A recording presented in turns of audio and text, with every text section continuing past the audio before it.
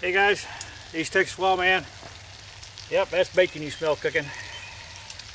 I got out this morning early and decided to set up a little camp and work on some of my knife skills.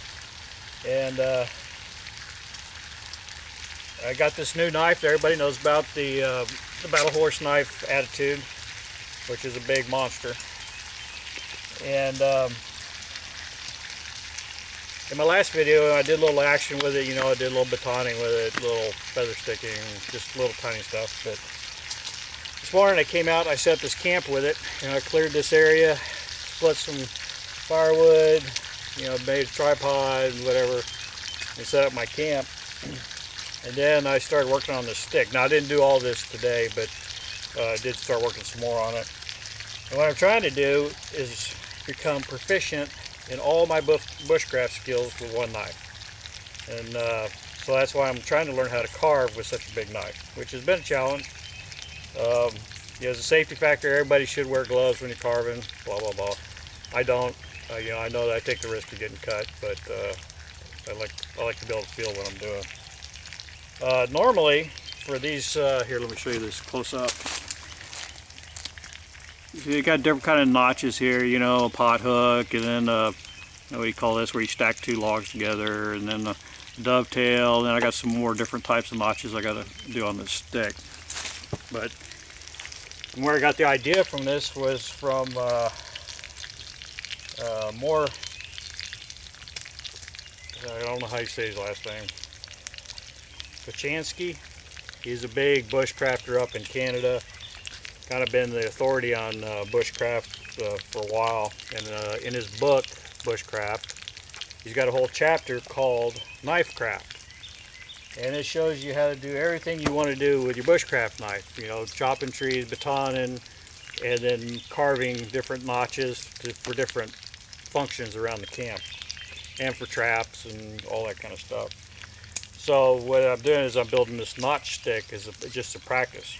Now, if you see a picture of one of these Bushcraft notch sticks, usually it ends up with a root splitter on the end. Well, I'm not going to do that. This is a piece of willow that a beaver cut down for me, so I'm going to keep the beaver chew, kind of like that. But anyway, what I would normally do for some of this fine carving, I wouldn't use a big knife like this. I usually either use my little pocket knife or have a Mora, what are these, number 1, number 10, whatever, the wooden handle Mora. Great carving knife, very sharp. I would use a smaller knife to do this kind of work typically, but what I've been working with is a little bit, and kind of the reason I bought this knife was to have a one knife option.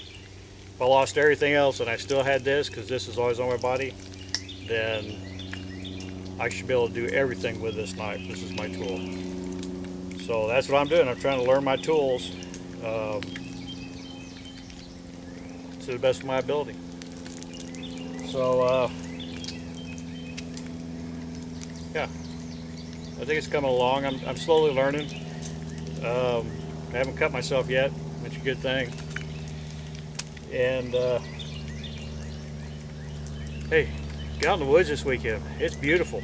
Beautiful weekend. I know we've had rain all week. Everything's kind of damp. It took me a bit to get the fire going, but beautiful weekend to get out. Get out, take your tools with you, practice with them.